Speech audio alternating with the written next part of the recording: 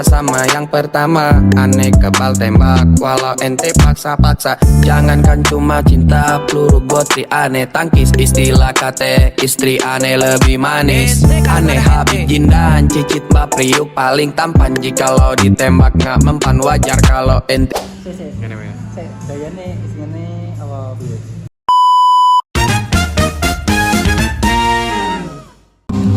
Assalamualaikum warahmatullahi wabarakatuh. Kembali lagi bersama saya Muhammad Najib Ramadan dari Prodi Manajemen Haji dan Umroh UIN Wali Songo Semarang.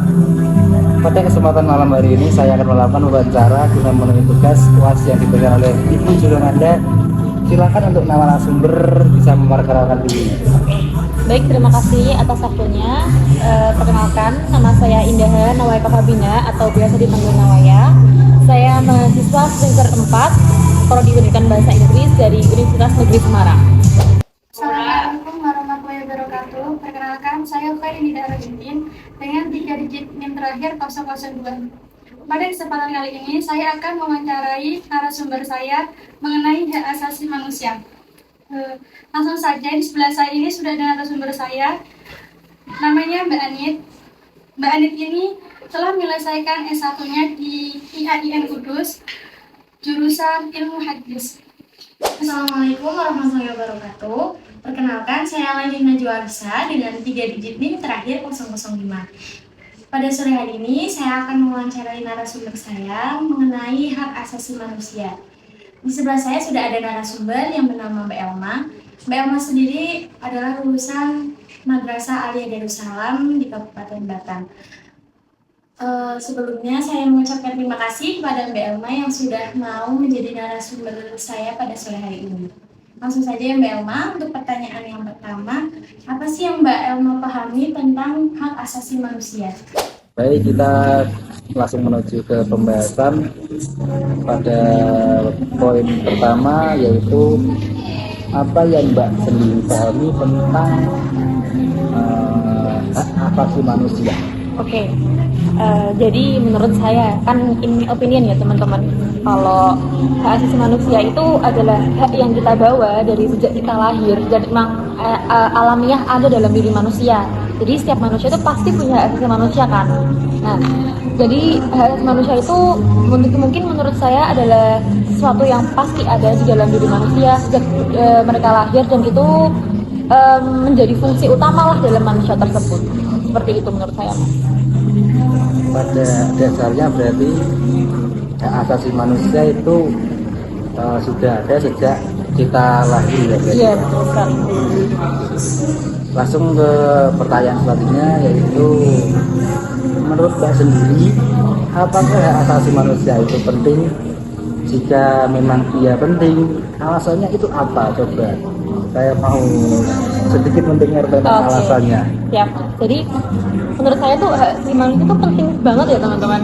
Kenapa? Karena hak asasi manusia itu salah satu hak yang harus ada dalam diri kita dan membuat orang lain itu kayak nggak semena-mena terhadap diri kita. Jadi dengan adanya hak asasi manusia juga di dalam hukum, pendidikan, kita tuh bisa mendapatkan porsi yang sama dan setara, nggak dibeda-bedakan gitu. Jadi menurut saya memang sangat penting, dan biar yang paling utama sih biar kita orang lain nggak semena-mena lah terhadap kita, karena kita punya hak asasi manusia itu. Seperti itu, Mas. Berarti pada intinya hak asasi manusia itu penting bagi kita karena dapat melindungi diri kita. Nah, betul sekali. Gitu ya, ya, betul. Langsung menuju ke pertanyaan yang nomor 3, yaitu pernahkah Mbak sendiri mengalami atau menyaksikan pelanggaran HAM yang terjadi di lingkungan sekitar Mbak? Sebenarnya belum pernah kalau di sekitar saya ya, Mas. Jadi kalau langsung melihat dengan mata kepala sendiri pelanggaran HAM itu belum pernah. Tapi biasanya lewat televisi ya, Mas, kayak ada berita tentang kayak kasus pelanggaran HAM di sini, dan yang paling jadi sering topik perbincangan apalagi sampai sekarang itu adalah Palestina. Kita tahu sendiri bahwa dari dulu sampai sudah berpuluh-puluh tahun Israel itu menyerang Palestina, menyerang pihak warga. Jadi perangnya itu bukan antara army versus army, bukan tentara versus tentara, tapi tentara Israel versus dengan penduduk sipil setempat. Jadi mereka membunuh, terus mereka melakukan pembantaian secara massal, dan itu menurut saya genosida, dan genosida itu adalah salah satu pelanggaran HAM yang berat, dan sampai sekarang pun masih menjadi topik yang selalu diperbincangkan lah, dan malahan dari pihak PBB aja yang selalu menangani kasus human rights, selalu menangani kasus hak asasi manusia itu kayak nggak angkat bicara terhadap hal ini. Jadi ya itu sih menurut saya yang saya pernah tahu dari kasus pelanggaran HAM yang pernah ada di sini, seperti itu. Ya, itu saja cukup dari saya, dari kami. Kurang lebihnya mohon maaf, maaf bila korek. Assalamualaikum warahmatullahi wabarakatuh. Langsung saja ya Mbak Elma, apa sih yang Mbak Elma pahami tentang hak asasi manusia? Menurut saya adalah hak asasi manusia adalah seperangkat hak yang melekat pada hakikat dan keberadaan manusia sebagai makhluk Tuhan yang Maha Esa dan anugerah yang merupakan wajib dihormati,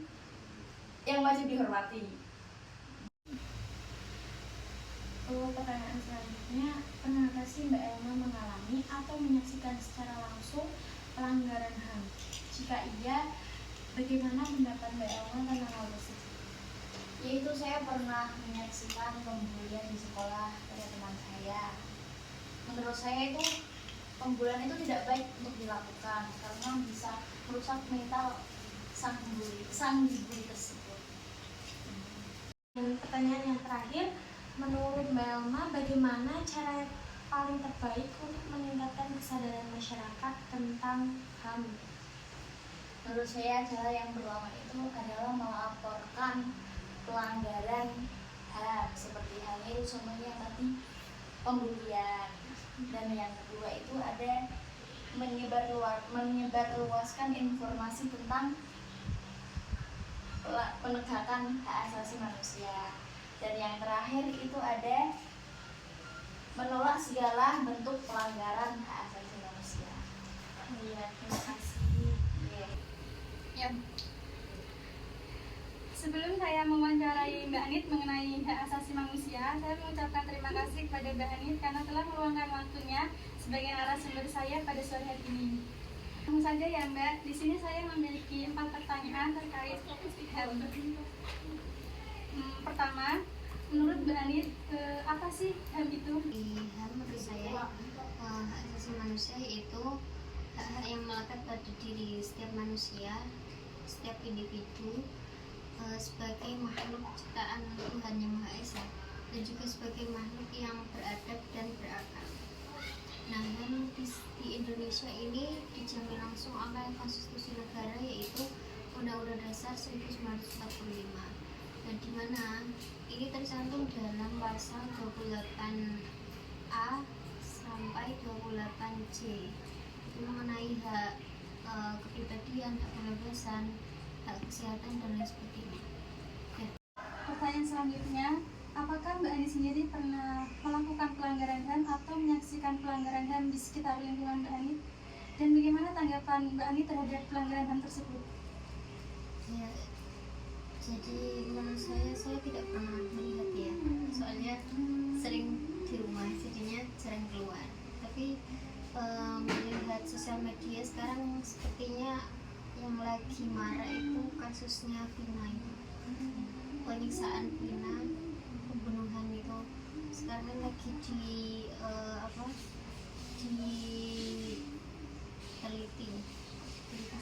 Oke, dari pemaparan Mbak Anit tadi mengenai pengertian HAM, menurut Mbak Anit sendiri, apakah HAM itu penting? Ya, menurut saya hal itu sangat penting. Alasannya kenapa menurut Mbak Anit HAM itu penting? Alasannya di sini saya tadi melihat artikel ya, ada 4 alasan. Yang pertama yaitu meningkatkan martabat dan kesejahteraan manusia. Yang kedua meningkatkan stabilitas sosial dan keamanan. Kemudian yang ketiga meningkatkan pembangunan ekonomi. Dan yang terakhir yaitu membangun negara yang demokratis. Nah, contohnya kasus Vina, pembunuhan dan penyiksaan Vina di Cirebon itu sekarang kan lagi FYP TikTok ya, lagi marak itu, sampai dibuat film bioskop juga kan. Itu sekarang lagi diselidiki oleh Komnas HAM Indonesia. dari kasus tersebut saya mempelajari bahwa diambil hikmah ya, kita sebagai manusia, sebagai individu juga harus lebih berhati-hati lagi. Pertanyaan yang terakhir, menurut Mbak Anit, bagaimana situasi hak asasi manusia di Indonesia pada saat ini? Saya mengambil dari contoh tadi kasus Wina, sebagaimana penyelidikan Komnas HAM terhadap situasi kasus tersebut. Di sini ada 2 perkara dugaan. Yang pertama yaitu adanya penyiksaan dalam kasus Wina tersebut. Yang kedua, upaya pemulihan trauma terhadap keluarga korban. Dari pemaparan yang disampaikan Mbak Anit, saya dapat mengambil kesimpulan, menurut Mbak Anit, HAM adalah hak yang melekat pada diri manusia sebagai makhluk yang beradab dan berakal.